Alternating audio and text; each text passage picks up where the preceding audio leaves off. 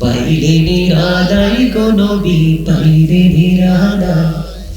দুই কদমে চুমু খাবো, দুই কদমে চুমু খাবো, চরণে ধুলি মাখবো গায়ে, পাইলে নিরালাই গো নবী, পাইলে নিরালাই। পাইলে নিরালাই গো নবী, পাইলে নিরালাই। আমার নবী কত দূরে, লোহিত সাগরের তীরে, হাইরে মদিনারি সোনার গড়ে আছেন তিনি সর্বদাই, পাইলে নিরালাই গো নবী, পাইলে নিরালাই। পাইলে নিরালাই গো নবী, সুবহানাল্লাহ আলহামদুলিল্লাহ লা ইলাহা ইল্লাল্লাহ, সুবহানাল্লাহ আলহামদুলিল্লাহ লা ইলাহা ইল্লাল্লাহ, লা ইলাহা ইল্লাল্লাহ, লা ইলাহা ইল্লাল্লাহ। নবী আমার নূরের পুতুল, জগৎ করলেন ও জালা। নবী আমার নূরের পুতুল, জগৎ করলেন ও জালা। রোজ হাসরে করবেন তিনি উম্মতির ফয়সালা, সুবহানাল্লাহ আলহামদুলিল্লাহ লা ইলাহা ইল্লাল্লাহ।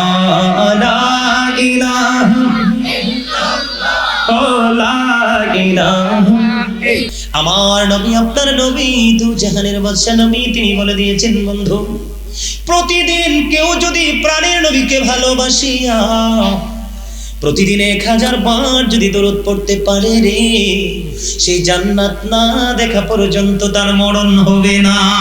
ওর দুইটার কারণ কি গো, তিনটা কোথাও দেখা যায় না, তার কারণটা কি? আল্লাহ বলে বান্দা, আমার হাবিবের ইজ্জতকে তোমরা ছোট করো না, ঈমান চলে যাবে রে, পাহাড় পরিমাণ আমল করলেও কোনো লাভ হবে না। তোমরা কালিমায়ে তয়্যিবার দিকে নজর দিয়ে দেখো, there is no god but Allah, তার মানে লা ইলাহা ইল্লাল্লাহ। জোরে জোরে আল্লাহু আকবার। দ্বিতীয় যে অপশনটা, মুহাম্মাদুর রাসূলুল্লাহ সাল্লাল্লাহু আলাইহি ওয়াসাল্লাম ইজ দা মেসেঞ্জার অফ আল্লাহ। কালেমার দিক কয়টা? একটা হলো তাওহীদ, একটা হলো রিসালাত, একটা হলো স্রষ্টা আর একটা হলো সৃষ্টি, একটা হলো আল্লাহ আর একটা হলো আল্লাহর প্রিয় হাবিব হাবিবুল্লাহ। ও বন্ধু, বুঝে নিতে হবে, আপনার জীবনে যদি আমল কম হয়, তারপরেও নবীর 100% প্রেমিক, নবীর আহলে বাইতের প্রেমিক যদি হতে পারেন, এবং পৃথিবীর বুকে যে আলেম এবং হক্কানি আল্লাহর ওলিরা নবীর প্রেমের উপরে আহলে বাইতের প্রেমের শিক্ষা দেয়, তাদের সাথে যদি যুক্ত হয়ে জীবন যাপন করতে পারেন, আপনার এই কালে এবং ওই কালে কোনো কালে ভয় নেই। সবচেয়ে মজার আর একটা খবর, এই তোমরা কিন্তু শুরু থেকে কথা বলতেছো, সবগুলোকে পিছনে পাঠাবো আমি। মাদ্রাসার ছাত্র দেখে কিন্তু কিছু বলি নাই, নাইলে একটা শুরুতেই ওখানে পাঠাইতাম। আল্লাহর নাম লিখতে 4টা হরফ, আলিফ লাম লাম হা। নবীজির নাম মোবারক লিখতে মিম হা মিম দাল। 4 4 কত? 8। মন জান্নাত কয়টা? কোথায় যাবেন নবীকে ফালাইয়া? সুবহানাল্লাহ কোন না? নবীকে ছেড়ে যাওয়ার উপায় আসেনি। সবচেয়ে মজার খবর, আল্লাহ নামের 4টা হরফের উপরে নিচে কোনো নকতা নাই। নবীজির নাম মোবারক লিখতে 4টা হরফ, একটার উপরে নিচে কোনো নকতা নাই। সুবহানাল্লাহ বলেন না? নবী সম্পর্কে গবেষণা এমন ভাবে করবেন, ওই নবী আমার মতো এমনি ভাবে গবেষণা করেন না, ঈমান হারায় কবরে যেতে হবে। সবসময় মনে রাখবেন, আল্লাহর হাবিব বলে গেছেন, ক্বালা আইয়ুকুম মিথলি, তোমরা কে আছো আমার মতো? শতাব্দীর পর শতাব্দী পার হয়ে গেল, এখনো পর্যন্ত কেউ হাত তুলতে পারেনি যে আপনার মতো আমি আছি। ঠিক কিনা বলে? রমজান মাস আসছে সামনে, দিনের বেলা 1 রাখা রোজা রাখা ফরজ, রাতের বেলা 20 রাকাত তারাবিহ সুন্নাত। দিন আল্লাহর বাগে, রাত কার বাগে? কথা কয় না, রাসূলের বাগে না? কথা বলেন না কেন? সুবহানাল্লাহ বলে। আপনি যেখানে যাবেন রাসূলকে পাবেন। এই কারণে আল্লাহর হাবিব বলেছেন, তোমরা তোমাদের সন্তানদেরকে আগে নবীর প্রেম শিখাও। কি শিখাও? নবীর মহব্বত শিখাও। নবীর প্রেমই হলো ঈমান। এক ব্যক্তি এসে প্রশ্ন করলেন, একাধিক হাদিস গ্রন্থে এসেছে বন্ধু, আমার নবীকে প্রশ্ন করলেন, ইয়া রাসূলুল্লাহ, ইয়া হাবিবাল্লাহ, নবী গো, ও প্রাণের নবী, কিয়ামত কখন হবে গো নবী? আমার নবী বললেন, কিয়ামতের জন্য কি প্রস্তুতি নিয়েছো? ইয়া রাসূলুল্লাহ, ইয়া হাবিবাল্লাহ, নবী গো, কিয়ামতের জন্য কোনো প্রস্তুতি নিতে পারিনি, তবে আল্লাহ এবং আল্লাহ রাসূলকে ভালোবাসি। আমার নবী একটা সেকেন্ড দেরি করলো না। আমার নবী বললেন, যাকে ভালোবাসো তার সাথেই তুমি থাকবা। আর দলিল লাগবে? কথা কন না। আমরা সাধারণ মানুষ হিসেবে আর কোনো দলিলের প্রয়োজন আসেনি? বন্ধুরে আমার, বুঝে নিতে হবে। আমি আপনাদেরকে ছোট্ট একটা উদাহরণ দিব বন্ধু। নবীর পর আপনার আমার রক্ত খাওয়া হারাম। উহুদের ময়দানে নবীজির দান্দান মোবারক বন্ধু শহীদ হয়ে গেল। শহীদ যখন হয়ে গেল, হযরত মালিক বিন সিনান দেখে সহ্য করতে পারল না। নবীজির লোহ মোবারক বন্ধু চষতে শুরু করলো। নবীজি ডেকে ডেকে বললেন, না না, তুমি রক্তগুলো বক্ষণ করো না, জমিনে ফেলে দাও। মালিক বিন সিনান ডেকে ডেকে বলছেন, ইয়া রাসূলুল্লাহ, ইয়া হাবিবাল্লাহ, নবী গো, আমি আমার আল্লাহর ইজ্জতের কসম করে বলছি গো নবী, আমি যতক্ষণ পর্যন্ত আপনার লোহ মোবারক বের হয়ে আসবে, আমি ততক্ষণ পর্যন্ত বক্ষণ করতে থাকবো গো। একটা ফোঁটা রক্ত মোবারক আমি উহুদের ময়দানে পড়তে দিব না। এই কথা বলতে বলতে বন্ধু তিনি রক্ত মোবারক চুষতে শুরু করলেন। রক্ত মোবারক চুষতে বন্ধু শেষ রক্তের ফোঁটা যখন চোষা শেষ হয়ে গেল, আমার নবী গোটা পৃথিবীর ইমানদার মুমিন মুসলমানকে জানিয়ে দিলেন, রে পৃথিবীর আমার উম্মতির দল, পৃথিবীর বুকে যদি তোমরা কোনো জান্নাতি মানুষ দেখতে চাও, তাহলে এই মালিক বিন সিনানকে দেখে নাও। জোরে জোরে বলুন না সুবহানাল্লাহ, আর জোরে বলুন না সুবহানাল্লাহ। বন্ধুরে আমার দিকে তাকান। আপনাদেরকে নিয়ে আমার একটু উল্টো দিকে আবার যেতে হবে। ভাবছিলাম এই দিকে হাঁটবো। আপনারা কি মনে করছেন আপনাদের এই বডিটা আসল? প্রত্যেকটা মানুষ ডবল।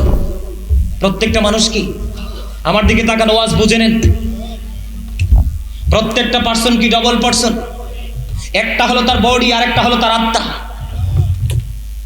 এই যে দেহের কোনো দুই আনার দাম নাই। জীবনে অনেক শুনেছি ডেড বডি, জীবনে একবারও শুনিনি ডেড সোল। মরা দেহের কথা শুনেছি, মরা আত্মার কথা জীবনে কোনো ডক্টর বলে? আমার দিকে তাকান।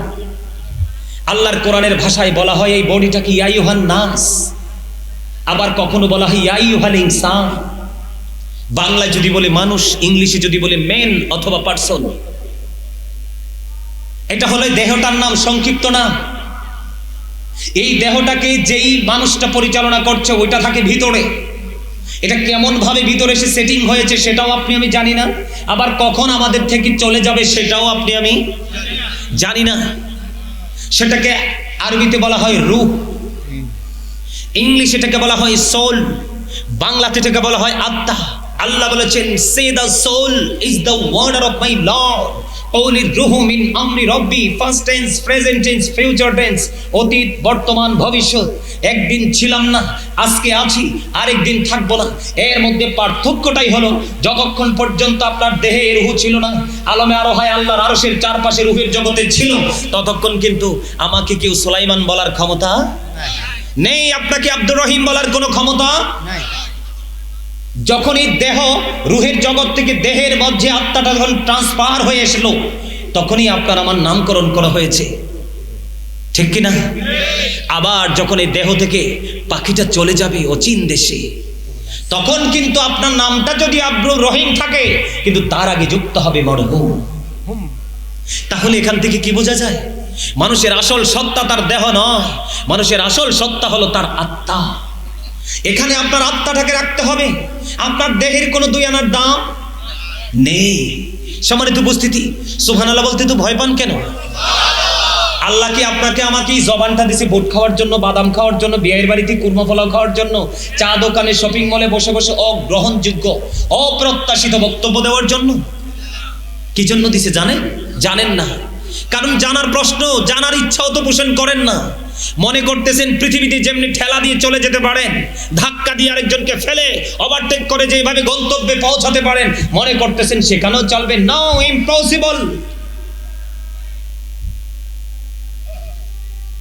আল্লাহ বলেছেন কি, আমার দিকে তাকান, আল্লাহ বলেছেন remember me then I will remember you. আল্লাহ বলেছেন ফাযকুরুনি আযকুরুকুম। আল্লাহ বলেছেন তোমরা আমাকে স্মরণ করো, আমি তোমাদেরকে স্মরণ করব।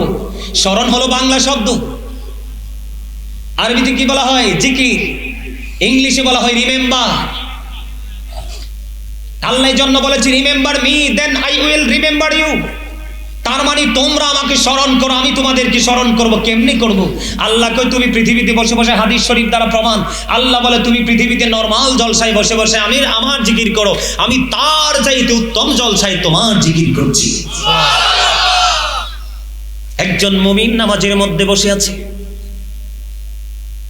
সে মনে করতেছে তার সামনে খানায় কাবা অবস্থান করছে, সে মনে করতেছে তার পিছনে আজরাইল দাঁড়িয়ে আছে, সে মনে করতেছে আমি ফুলচেরাতের ফুলের উপর দাঁড়িয়ে নামাজ পড়তেছি, একটু যদি 19-20 হয় আমি জাহান্নামী হয়ে যাব।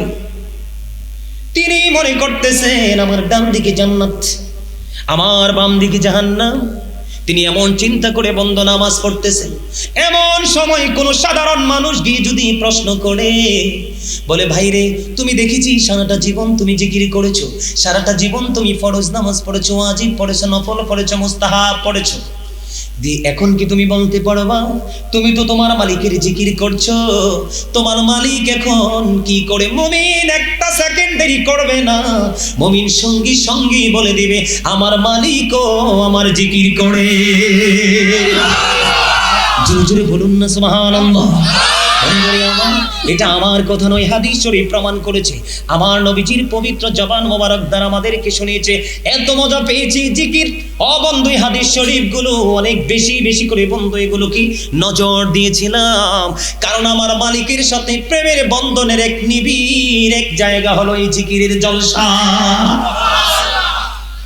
শুধু তাই নেই, অনেক লম্বা হাদিস। বন্ধুরে আমার, আমি আপনাদেরকে বলে দিতে চাই, আল্লাহর হাবিব সরকারি মদিনা তিনি বলে দিয়েছেন, আপনি যখন আল্লাহর দিকে হেঁটে হেঁটে যাবেন, আল্লাহ বলে দিয়েছে হাবিব আমার ওই পাগলকে আপনি জানিয়ে দেন আমি তার দিকে দৌড়ে আসি। আর কি চান? আল্লাহ বলেছেন ইয়া আইয়ুহাল্লাযীনা আমানু যকুরুল্লাহা যিকরান কাসীরা ওয়া সাব্বিহুহু বুকরাতাও ওয়াসীলা। আল্লাহ বলেছেন ইয়া আইয়ুহাল্লাযীনা আমানু, হে ঈমানদারগণ তোমরা বেশি বেশি করে আল্লাহর জিকির করো, সকাল তো সন্ধ্যা আল্লাহর পবিত্রতা ঘোষণা করো। এমন কেমন করে করব? ফাযকুরুল্লাহা কিয়ামান, দাঁড়িয়ে আল্লাহর জিকির করো, কুউদান বসে আল্লাহর জিকির করো, ওয়া আলা যুনুবিকুম শুয়ে শুয়ে আল্লাহর জিকির করো। আমি বলে দেব, তবে আল্লাহর জিকির করার আগে আমার নবীর জিকির আগে করতে হবে। আপনি আল্লাহর কাছে যেতে চাইলে আগে আমার প্রাণের নবীর কাছে যেতে হবে। আল্লাহর কাছে যাওয়ার টিকিট আপনাকে মদিনা থেকে নিয়ে যেতে হবে, অন্যথায় সারা পথ আপনি ঘুরবেন, টিকিট কাউন্টারে খোঁজে পাবেন না। আল্লাহর কাছে পৌঁছার টিকিট কাউন্টার হলো আপনার আমার প্রাণের নবী। ভালো লাগে না কথাগুলো? কার কার কাছে? দুই হাত তোলেন স্ট্রংলি, সোজা করে, একদম সোজা। আমার দাদা যারা, তারা সোজা করতে হবে না, তাদের অন্তর এমনিতেই প্রেমে ভরা। আর এই বর্তমান সমাজের যুবক যুবতী, এটির অন্তর হচ্ছে হিংসা, নোংরা আত্মগরিমায় ভরা। কি ভুল কইছি আমি? হ্যাঁ দাদা কি বলে? ঠিক আছে। এরার দ্বারা যে নোংরামি হয়, ওই সময় দাদাদের আমলে যদি নোংরামি হতো, আজ পর্যন্ত আমরাই পৃথিবীতে এই পর্যন্ত আসতে পারতাম না। আল্লাহ তার আগেই পৃথিবী ক্লোজ করে দিত। সবকিছু ছোট হবে আমাদের চরিত্রের কারণে। আমার নবী হলেন সবচেয়ে উত্তম চরিত্রের অধিকারী, আর আমরা হলাম সবচেয়ে খারাপ চরিত্রের অধিকারী। তো নবীর উম্মত হইতে পারলাম? নবীর প্রতি ভালোবাসা আমাদের রইল? কথা কম। নবীকে কেমনে ভালোবাসতে হবে জানেন? বন্ধুরে আমার, প্রেমের জগৎ থেকে আপনাদেরকে বোঝানোর জন্য দেহ এবং আত্মার মাঝে চলে আসলাম, বোঝানোর জন্য। এখানে আপনার দেহটা আছে, আত্মাটা নাই। আপনার শরীর আছে এখানে, মনটা করি অন্যখানে, বিছানা খোঁজে। এখানে আপনার বসে কোনো লাভ নাই, তার চেয়ে ভালো বাড়িতে গিয়ে ঘুমান, এটা আপনার জন্য অনেক ভালো। তবে দুই চোখ বন্ধ করার পরে বুঝবেন ঘুম কত প্রকার কি কি, ঠিক না? আমি আপনাদেরকে বন্ধু ছোট্ট করে বলে দিতে চাই, নবীকে বোঝার জন্য বন্ধু, আপনার আমার প্রাণের নবী সাথে প্রাণী কেমন করে ভালোবেসেছেন। যেই প্রাণী একটা, তার নাম হলো গাধা, গাধাটার নাম হলো আকির। আকির নামক একটা গাধা, যেটা আমরা মুসলমান হিসাবে আমাদের জীবনে এতটা গুরুত্ব নাই গাধার। আমার নবী যখন পৃথিবী ছেড়ে চলে গেলেন বন্ধু, আকির নামক গাধা নবীর বিরহ সহ্য করতে পারে না, নবী চলে যাওয়া মেনে নিতে পারে না। ও বন্ধু, 3 দিন পার হয়ে গেল, গাধা কোনো খাবার খায় না, কোনো পানি খায় না। 3 দিন 3 রাত্র পার হয়ে গেল বন্ধু, মতান্তরে 4 দিন 4 রাত্র বন্ধু পার হয়ে গেল। এই গাধা কোনো পানি স্পর্শ করে না, শুধু কান্দে আর বলে, নবী গো তুমি কোথায় চলে গেছো গো? জীবনে আর কি কোনো দিন এই চর্মচক্ষু দ্বারা তোমাকে দেখতে পাবো না। 3 দিন মতান্তরে 3 দিন 3 রাত্র, মতান্তরে 4 দিন 4 রাত্র বন্ধু, গাধা কোনো খাবার পানি স্পর্শ করলো না। তারপরে গভীর সমুদ্রে ঝাঁপ দিয়ে বন্ধু গাধা তার নিজের জীবন দিয়ে দেয়। আর আপনি আমি জীবন দিতে হবে না, এখন কোনো যুদ্ধও করতে হবে না। আপনার আমার শুধু নবীর প্রেমের বহিঃপ্রকাশ হলো নবীজির আদর্শটাকে বাস্তবায়ন করব, এটাই ঠিক না বেঠিক? আর যদি বলেন, যেমন এক্সাম্পল যদি দেই, আপনার আমার জন্য কিন্তু প্রেমের একটা অংশ হিসাবে এটাকে আমি ধরে নিয়েছি। মুমিন যারা, নারী হোক পুরুষ হোক, যুবক হোক বা যুবতী হোক, সবার জন্য এটা প্রযোজ্য। যেমন ধরেন মাগরিবের নামাজের পরে একটা নামাজ আছে, নামটা কি জানেন? সালাতুল আওয়াবিন নামাজ। কয় রাকাত? কয় রাকাত করে করে পড়ে জানেন তো? 2 রাকাত করে করে বন্ধ পড়ে। নবীর প্রেমের কথা আমি বলছি, নবীর জবানের যে পবিত্র জবান মোবারকের বাণীর দ্বারা শ্রদ্ধা, এটাই হলো প্রেম। যেমন আমরা নামাজের ক্ষেত্রে যথেষ্ট উদাসীন। আগামীকালকে জুমার নামাজ হবে, ইমাম সাহেব যখন খুতবা দিবে দেখবেন খুতবা দেওয়ার আগে ভিড়, ডান দিকে সালাম ফিরাবে, বাম দিকে সালাম ফিরাবে, মনে হবে যেন পিছনে বিশ্বযুদ্ধ, কার আগে কে চলে যাবে। ঠিক না বেঠিক?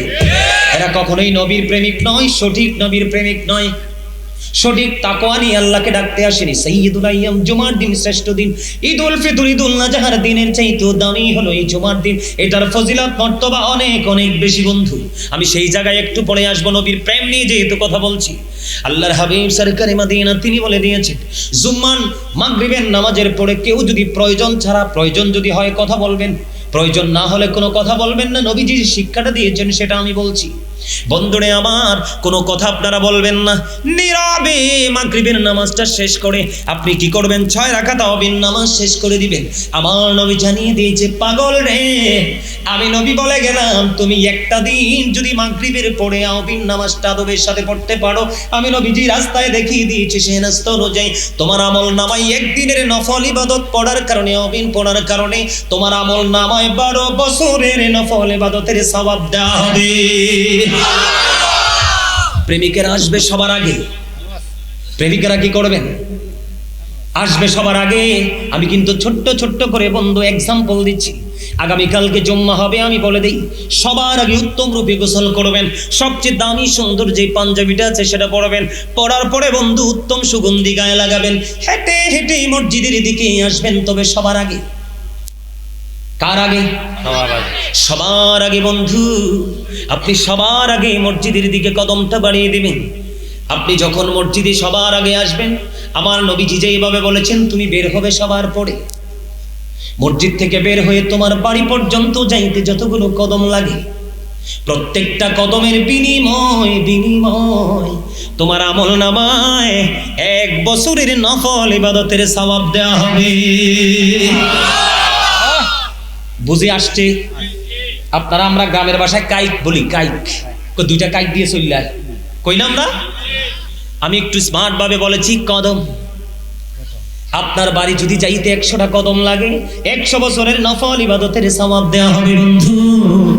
এমন, এটা শুধু একমাত্র নবীর প্রেম, নবীর আদর্শ, নবীর জবান মোবারকের এই কথাকে শ্রদ্ধার কারণে। জোরে জোরে কন্যা সুবহানাল্লাহ।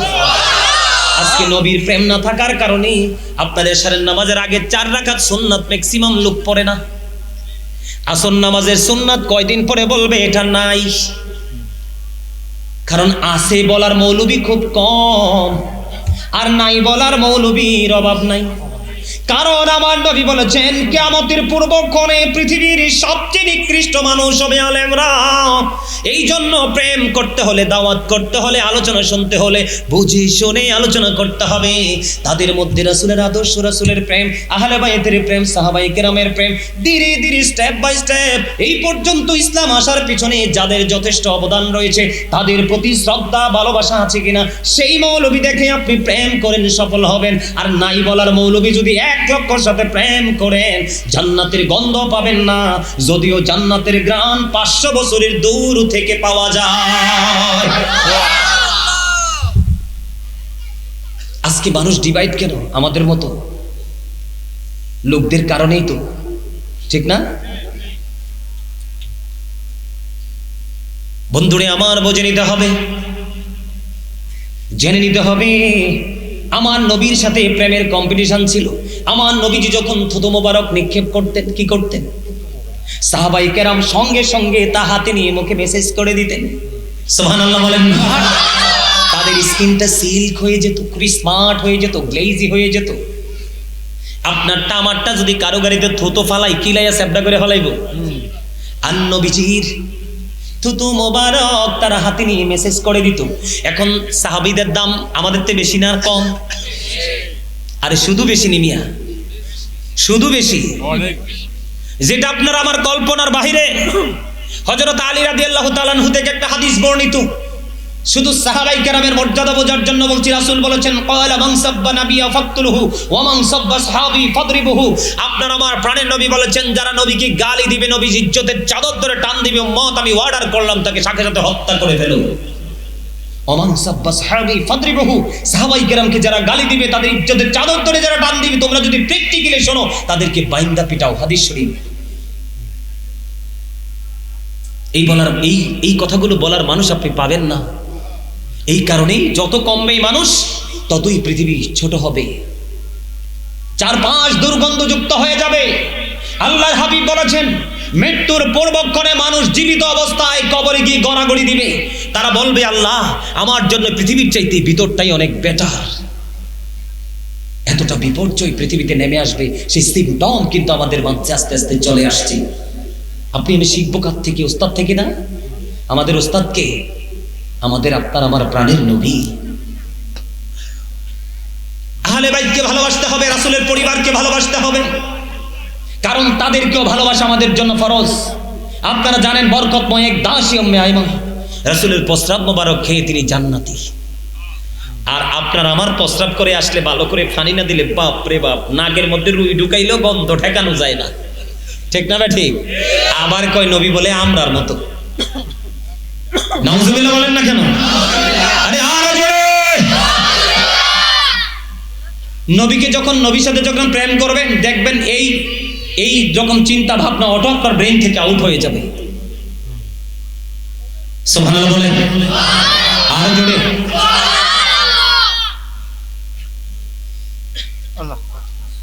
বন্ধুরে আমার, ছোট্ট করে একটু বলবো আহলে বাইতের কথা। আল্লাহ রাসূলের পবিত্র বন্ধু, এই যে দুইটা হাদিস দুটোটাই কিন্তু আপনার আমার দিকে আসলো। মা বোনেরা মনে মনে টেনশন করতে পারে যে হুজুর আমরা কি বাদ পড়লাম? না না, আমার নবী বলেছেন ফাতেমা তো সাইয়্যিদাতু নিসাই আহলিল জান্নাহ। আমার নবী বলেছেন mother Fatema is the leader of females in জান্নাহ। এই কোষকান্দি গ্রামের আমার মা আমার বোনদেরকে ডেকে ডেকে বলবো গো, আপনারা হৃদয়ের জানালা খুলে শুনে নেন। আপনারা আমার প্রাণের নবী, দু জাহানের বাদশা নবী, সিরাজুম মুনির নবী, ইমামুল মুরসালিন নবী, ওনার পবিত্র জবান মোবারক দ্বারা তিনি বলে গেছেন মা কাতুল জান্নাত ফাতিমা। কাল হাসুরের দিন আপনারা দেখতে পাবেন বন্ধু, যেই মুমিনা যারা পৃথিবীর বুকে সব কিছু ফেলে নবী এবং নবীর আহলে বাইত আহলে সুন্নাত ওয়াল জামাতের অন্তর্ভুক্ত হয়ে যতটুকু সম্ভব জীবন যাপন করে গেছে, ওই মুমিনাদের জান্নাতে লিডারিনী হবেন, সরদারিনী হবেন রাসূলের কলিজার টুকরা মা কাতুল জান্নাত ফাতেমা। আপনার নেতা থাকলে ভয় আছে নি? যত তুফান কার উপর দিয়ে যাবে কথা কয় না। এখানে বইয়া অহংকার করে লাভ নাই তো। আমি একটু করে চলে যাব। আল্লাহ ডাজন্ট লাইক দ্য প্রাউড। আল্লাহ অহংকারীকে দেখতে পারে না। আল্লাহ কয় তোমাদের পায়ের নিচে পড়ে কত পিপিলিকা পিষ্ট হয়ে যায়। হাদিস শরীফের মাধ্যমে রাসূল জানিয়ে দিয়েছেন অহংকারীদেরকে কাল কিয়ামতের দিন ছোট্ট ছোট্ট পিপিলিকার মতো বানানো হবে। অপমান তাদের চারপাশ ঘেরাও করে ফেলবে। বাউলাস নামক জাহান্নামের দিকে তাদেরকে টেনে হেসড়ে নিয়ে যাওয়া হবে। জুরুজুরু কন্না নাউজুবিল্লাহ। অহংকার একমাত্র আল্লাহর কুদরতি গায়ের চাদর। অহংকার একমাত্র কার মিলে? আল্লাহরই সাজে, আপনার আমার সাজে না। কারণ আপনি আমি তো একটা কাগজের ঘড়ির মতো। কার মতো? কাগজি কাটিকারি ঘড়ি বানাकर उड़ाता है आसमान में, घड़ी बेचारा क्या करेगा रोशी मौला का हाथ में। अल्लाहु আকবার। ওই যে একটু আগে যে দেহের এবং আত্মার কথা বললাম, এই দেহটা হইল কি কাগজের একটা ঘুড়ির মতো, আত্মাটা হইল রশির মতো, আর নাটাই হলো আজরাইল আর মালিককে আল্লাহ, যাকে বলা হয় there is no god but Allah, লা ইলাহা ইল্লাল্লাহ, আল্লাহ ইজ ওয়ান, কুল হু আল্লাহু আহাদ। তিনি অর্ডার করবে আর আজরাইল খামচি মেরে নিয়ে চলে যাবে। যদি বলেন আমার ছেলেটা তো কানাডায় থাকে, 10টা বছর দেখি না, আজরাইল তোমার 20 লক্ষ টাকা দেবো, একটা সপ্তাহ সময় দাও। আজরাইল চুপ, জাস্ট টাইম, নো কমপ্লেইন। কোন ধরনের কোন তর্ক বিতর্ক নাই, কোন আর্গুমেন্ট। এটা আজকে উৎসব করে আপনাদের এদিকে আমি তো আসি না কখনো, এই আপনাদের রাস্তা আমার জীবনে প্রথম আসা। কয়দিন আগে গলিয়ার চরে আসছিলাম, ওই দিকে আসছিলাম, আমি মুগ্ধ হয়ে গেছি। উপস্থিতিটা কম ছিল, কিন্তু আমি মনে হয় সর্বোচ্চ আধা ঘন্টা না, সর্বোচ্চ সম্ভবত আধা ঘন্টা আলোচনা করেছি। কানায় কানায় ভরে গেছে, আমার নামতে ইচ্ছে করেনি, কিন্তু তারপরও নেমে গেছি। কারণ আমার পরের দিন প্রোগ্রাম ছিল কক্সবাজার বিমানবন্দর, একবারে সমুদ্র সৈকতের তীরে। ওই যে কক্সবাজারের রানওয়ে আছে না, যেটা আপনারা অনলাইনে দেখেন, মানুষ দেখার জন্য পাগল, একেবারে রানওয়ের কাছাকাছি ছিল প্রোগ্রামটা। এই জন্য চলে গেছি, নাহলে তাদেরকে আরো আধা ঘন্টা সময় দিতাম। যাই হোক, আমার আলোচনা মোটামুটি শেষের দিকে চলে আসতেছে। আমাদের মাঝি পীর সাহেব কেবলা আসবেন, আপনারা ওনার কাছ থেকে ওনার দর্শন নেবেন, ওনার কাছ থেকে দোয়া নেবেন, আপনারা তারপরে বাড়ি যাবেন। একটা রাত্র এমনও হতে পারে আজকের এই মাহফিলটা জীবনের শেষ মাহফিল হতে কি পারে না? কথা বলেন, পারে কি পারে না? তাহলে আপনার আমার ভয়ের কোনো কারণ আছে? আপনাদেরকে প্রথমে দেখাই দিলাম পৃথিবীতে একজন সাধারণ জায়গায় হক্কানি আলেম এবং ওলিদের সাথে মিশলে আল্লাহ কয় জান্নাত। কি আপনি যদি আরো বেশি টেনশন করেন, আরে এটা তো সলিমুদ্দিনের ফলায় না, সবাই আল্লাহর ওলি মানলেও আমি মানবো, আপনি হয়তো ওনাকে বিশ্বাস করবেন না, মানবেন, এটা আপনার পার্সোনালিটি। কিন্তু এর পরের দিক আপনি যেতে পারেন আহলে বাইতের কাছে। কার কাছে? নবীর পরিবারের কাছে। নারীদের জন্য একটা অপশন, পুরুষদের আপনারা মুরব্বী তাদের জন্য একটা অপশন, যুবকদের জন্য একটা অপশন, বেছে নিতে পারেন। ওইখানে তো কোনো সন্দেহ নাই। ওইখানে কি কোনো সন্দেহ আছে? ওখানে কোনো সন্দেহ নেই। সম্মানিত উপস্থিতি, এগুলো একটু বুঝতে হবে আমাদেরকে। অন্তর দিয়ে প্রেম করতে হবে। প্রেম ছাড়া আমাদের সফলতা কোনোভাবেই সম্ভব হবে না। আমার কাছে একটু অনুরোধ করেছিলেন, কর্তৃপক্ষ যে হুজুর, আমি আহলে বাইত নিয়ে বেশি কথা বলবো না, অনলাইনে বিস্তারিত ব্যাখ্যা করা আছে সব বিষয় নিয়ে। আমাকে অনুরোধ করেছিলেন, আমার আজকে মূল বিষয় ছিল যে একটু পর্দা নিয়ে আজকে আলোচনা করার। তো পর্দা নিয়ে এত ছোটখাটো বিষয় না যে ঢুকবো আর বের হবো। তারপর আপনাদেরই প্রতিকূল অবস্থা দেখে আমি এতক্ষণ এতগুলো কথা বলেছি, বিভিন্ন দিক থেকে আপনাদেরকে বোঝানোর জন্য আমি চেষ্টা করেছি। সম্মানিত উপস্থিতি, আমার প্রথম যে আলোচনা, এই আলোচনার সাথে আমার যে পর্দার বিষয়টা, এটা কিন্তু একেবারেই ডিভাইড, ঠিক না? তো পর্দার কথাটা যদি আমরা সবাই কিন্তু একবারে এক কথাই বলি, নারীদের পর্দা। আসলে কি পর্দা শুধু নারীদের? পর্দা কিন্তু পুরুষের জন্য ফরজ, নারীর জন্য ফরজ, অস্বীকার কোনো সুযোগ। আর অসংখ্য পুরুষ আমার কাছেও সামনেও আছে, এদের পর্দাই তো নাই। শুধু আপনারা মহিলাদেরকে জোয়ায় রাখবেন, ওরার নিচে, খাড়ির নিচে, আর আপনারা খালি উকি ঝুঁকি দিয়ে ও বাড়ির বউর দিকে তাকাবেন, ওই বাড়ির মেয়ের দিকে তাকাবেন, স্কুল কলেজে যাইতে লাগলে পোলের কিনারায় 3 রাস্তার মোড়ে দাঁড়িয়ে ইফটিজিং করবেন। এটা কোন ফতোয়াতে পাইছেন? নারীদের বেলায় এক ধরনের আইন, পুরুষের বেলায় এক ধরনের আইন। নারীদেরকে বলা হয়েছে ওয়াকারনা ফি বুয়ুতিকুন্না ওয়ালা তাবাররাজনা তাবাররুজাল জাহিলিয়াতিল উলা। ওয়াজ করে আল্লাহ, আমি না। নারীদেরকে বলেছেন পর্দায় থাকার জন্য, ঘরে থাকার জন্য। ওই জাহিলি যুগের নারীদের মতো নিজের রূপটন্ন বেগানা পুরুষকে দেখাইতে আল্লাহ নিষেধ করেছেন। আর পুরুষদেরটা একেবারে সিম্পল, লিবাসুত তাকওয়া যালিকা খায়র। আল্লাহ আদম সন্তানকে 3টি পোশাক দিয়েছে, একটা লজ্জাস্থান থাকার, আরেকটা মোটামুটি সাজের, আরেকটা হলো তাকওয়ার। সবচেয়ে বড় বিষয়টা হলো তাকওয়া, কারণ আল্লাহ বলেছেন আল্লাযীনা আমানু, যারা ঈমান এনেছে, ওয়া কানু ইয়াত্তাকুন, এবং তাকওয়া অবলম্বন করেছে, লাহুমুল বুশরা, তাদের জন্য সুসংবাদ, ফিল হায়াতিদ দুনিয়া, দুনিয়ার জীবনে, ফিল আখিরা, এবং পরকালের জীবনে। আপনারা ওয়াজ বুঝেন না নাকি পেটে ক্ষুধা লাগছে? আল্লাহ কয় আগে আপনি ইমানদার হইবেন। কি হইবেন? ইমানদার হইবেন। দ্বিতীয় অপশন হলো ইমানদার হওয়ার পর আল্লাহকে ভয় করবেন। আপনি ঈমান আনার পরে, ভয় করার পরে আল্লাহকে তোমার আমি স্বাধীন করে দিলাম। কি করে দিলাম? দুনিয়া তো তোমার জন্য সুসংবাদ, আখিরাতেও তোমার জন্য। তো এই জন্য তাকওয়াটা সবচেয়ে বড়। মানুষকে আল্লাহ সুন্দর করে বানাইছে। আমি যদি ছোট্ট করে বলি, কোরআন শরীফের 30 পারায় সূরা ইনফিতরের মধ্যে আল্লাহ বলেছেন ফি আইয়ি সূরাতিম মা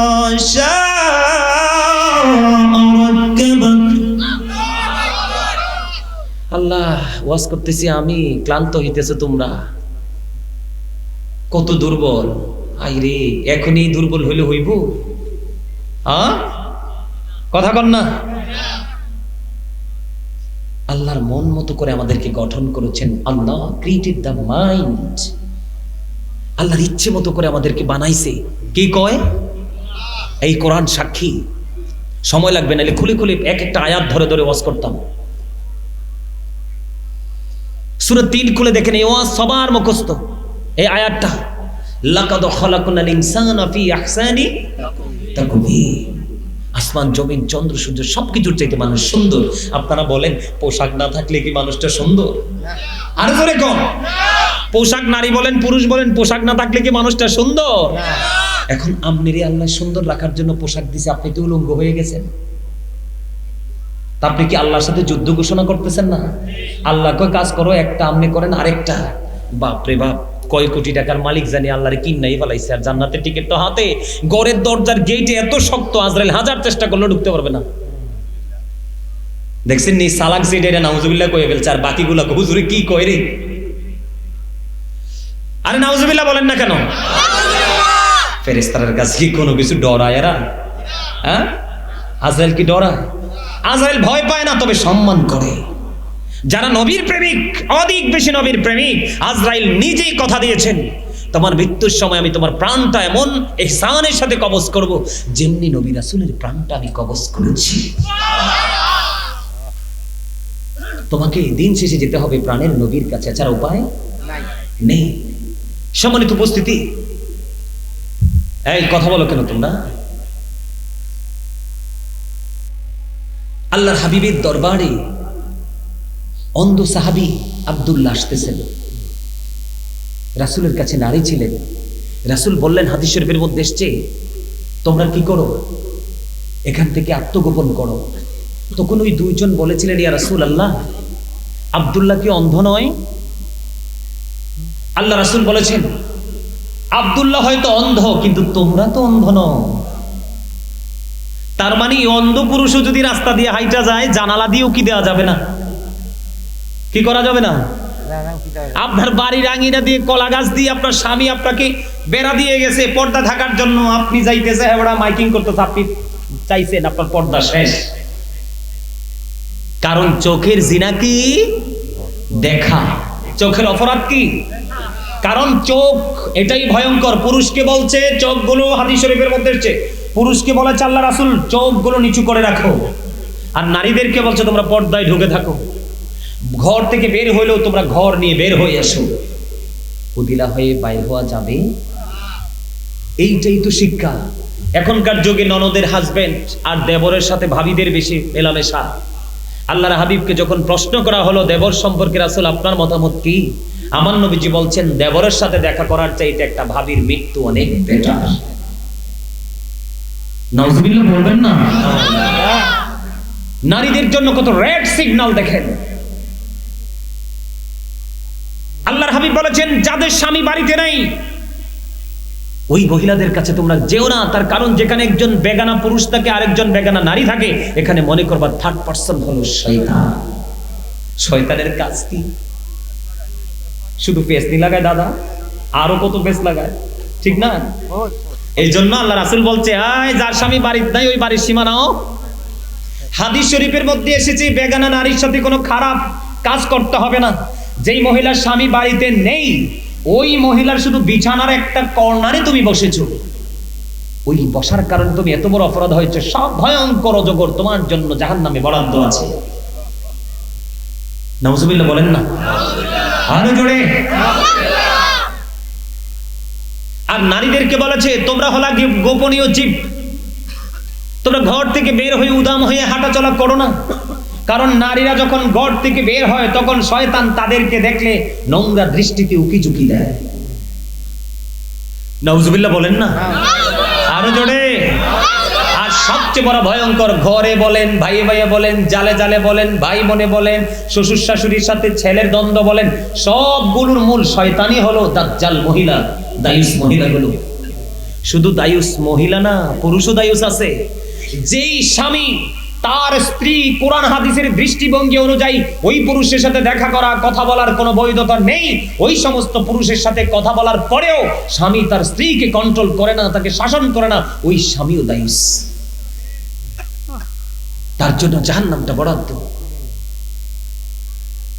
আমার কথা কি বুঝতে পারতেছেন আপনারা?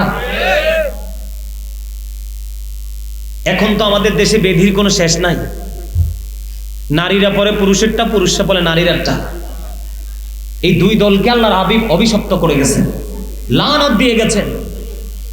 এর মধ্যে একটা নারী হলো মর্দা মহিলা। এক ধরনের নারী আছে এদেরকে মর্দা মহিলা হাদিসের ভাষায় বলা হয়। দেখবেন পুরুষের মতো চলতে পছন্দ করে, আছে না? স্বামীকে বলে তুমি পিছনে থাকো আমি সামনে। যে স্টাইলে হাঁটে ও, পুরো রাস্তা লইয়া নিয়ে হাঁটে, এমনি বাতাস লাগলে না খালে পড়বেন, ঠিক না বেটি? হ্যাঁ,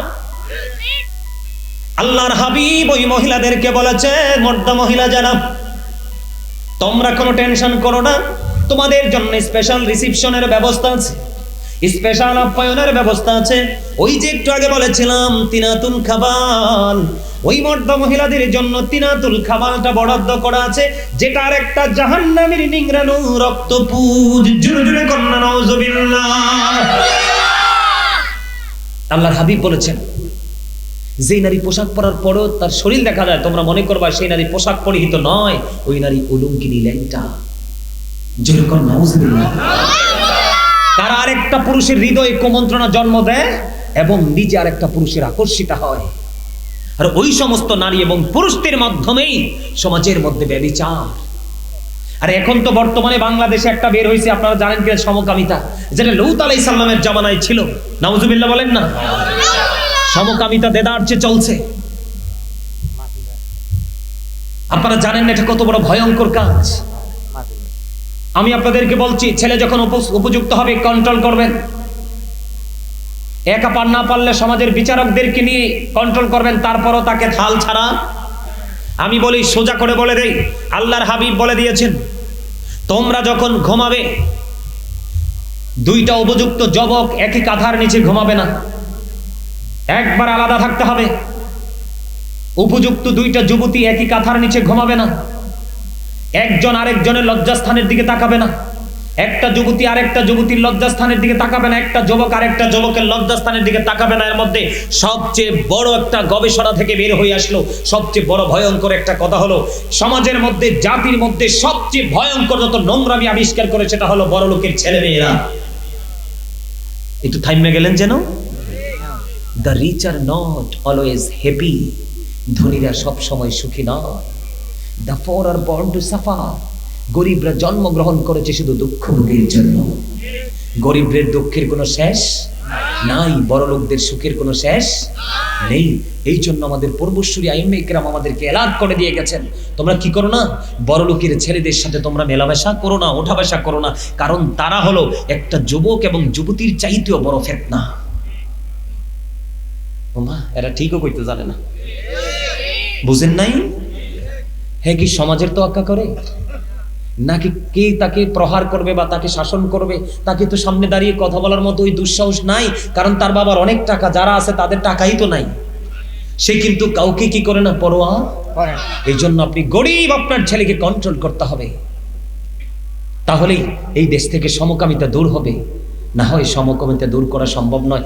এই বিষয় নিয়েও আমার একাধিকবার আলোচনা করেছি, অনলাইন থেকে খুঁজে বের করে নেবেন। বিশেষ করে যুবকদেরকে বলবো, এটা অনেক বড় নোংরা একটা কাজ। এই তোমরা যখন উভয় যখন পর্দায় ঢুকে যাবে, তখন কিন্তু একজনের দিকে আরেকজনের কোনো লালসা জন্মাবে না। জোরে জোরে কোন ঠিক না বেঠিক? নারীদেরকে আপনারা পর্দায় রাখতে হবে, তার পাশাপাশি যুবকদেরকে, পুরুষদেরকে রাখতে হবে। এদিকে তাকান, আল্লাহর হাবিব দেখতে পেলেন, হযরত আবু হুরায়রা রাদিয়াল্লাহু তাআলা আনহু থেকে হাদিসটা বর্ণিত। আজকেও আসরের নামাজ পড়ে বসে বসে এই অধ্যায়টা একটু দেখলাম। একজন নামাজের নিয়ত বেঁধে ফেললেন, নবীজি বললেন তুমি ওযু করে এসো। তিনি নামাজটা ভেঙে ওযু করতে গেলেন, আবার ওযু করে এসে আবার তিনি নামাজের নিয়ত বাঁধলেন। আমার নবীজি বললেন তুমি ওযু করে আসো। তিনি আবার নামাজ ভেঙে ওযু করতে গেলেন। তৃতীয়বার আমার রাসূলকে অত্যন্ত নমনীয়ভাবে প্রশ্ন করা হলো, ইয়া রাসূলুল্লাহ, বারবার আপনি বলছেন ওযু করে আসার জন্য, ইয়া রাসূলুল্লাহ কেন গো? আমার নবী বলেছেন, সেই যে পোশাকটা পরে নামাজ পড়ছে, এই পোশাক পরে নামাজ পড়লে আল্লাহর দরবারে নামাজ কবুল হবে না। কেন? সমস্যাটা কোথায়? ওই যে বলেছি তার পোশাকের পর্দা নাই।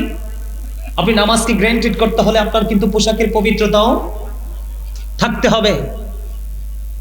আল্লাহ বলেছেন লিবাসুত তাকওয়া যালিকা খায়র, আল্লাহর কাছে সবচেয়ে উত্তম পোশাক হলো তাকওয়ার পোশাক। এই যুবক, আমার দিকে তাকাও।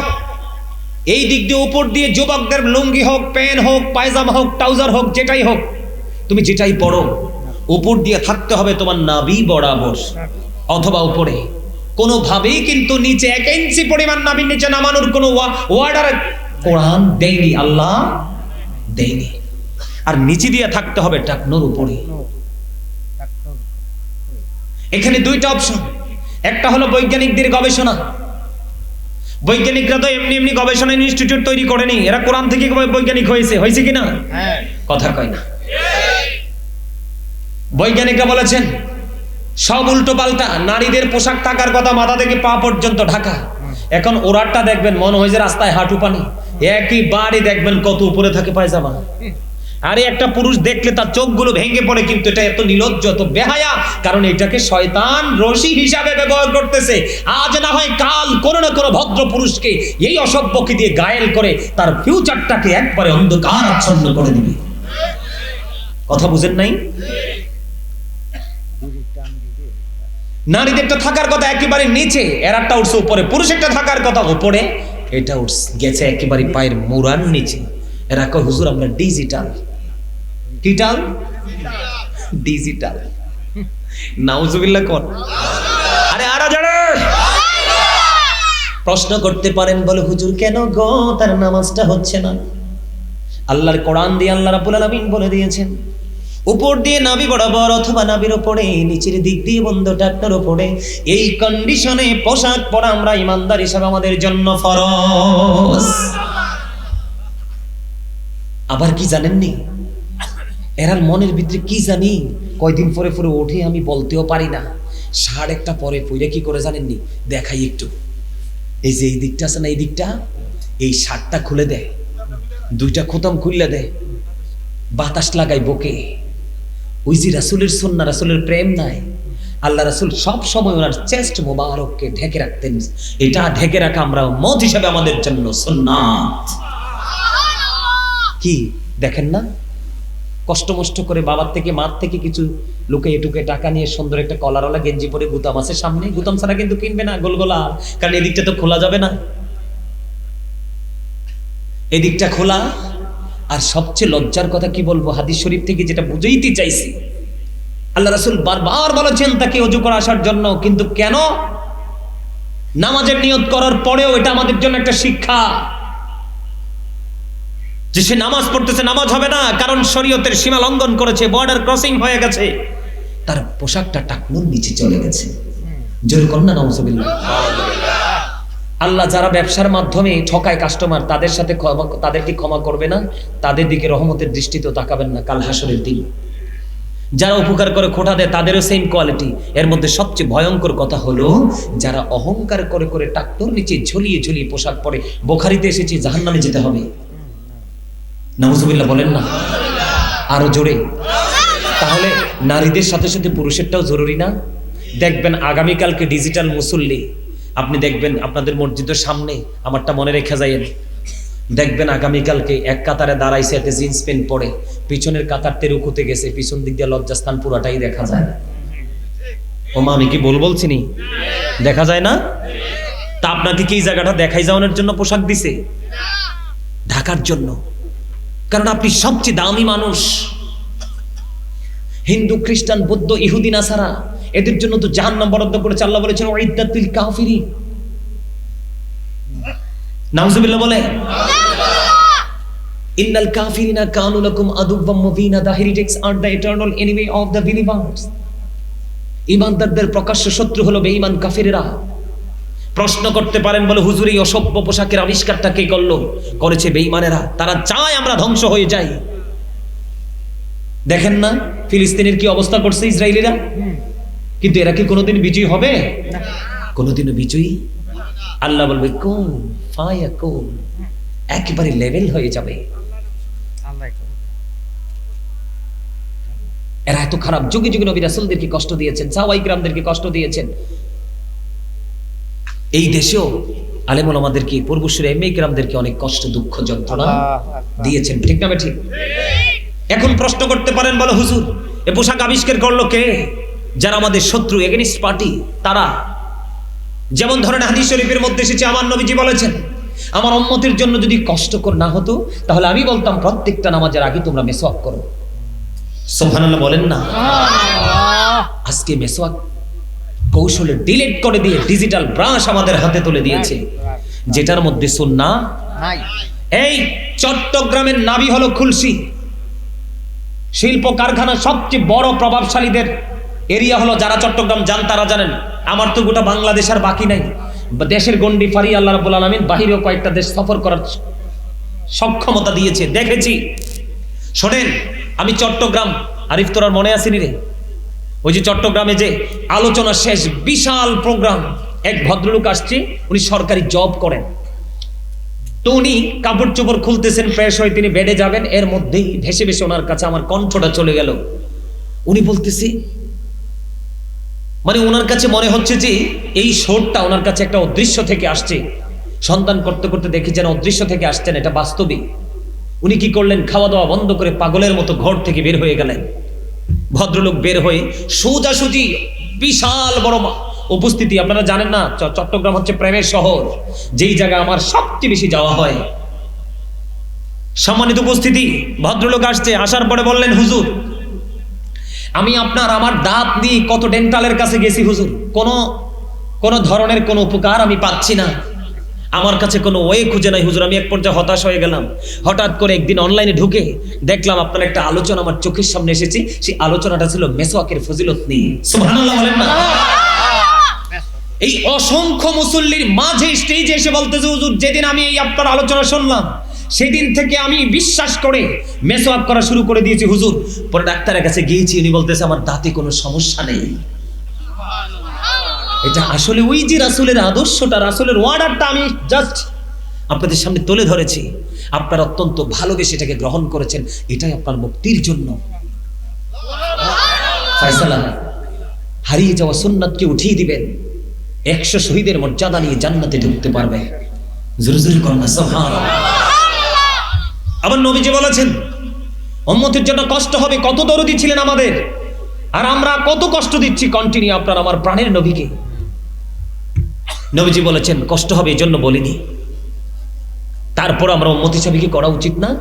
অবশ্যই উচিত, কিন্তু দুর্ভাগ্যজনক হলেও সত্য আমরা কিন্তু মেসওয়াকটা করতে পারছি না, কারণ ওই বেঈমানের কৌশলে আমাদের হাতে ব্রাশ তুলে দিয়েছেন, একটা সুন্নাতকে কৌশলে কবর দিয়ে দিয়েছেন।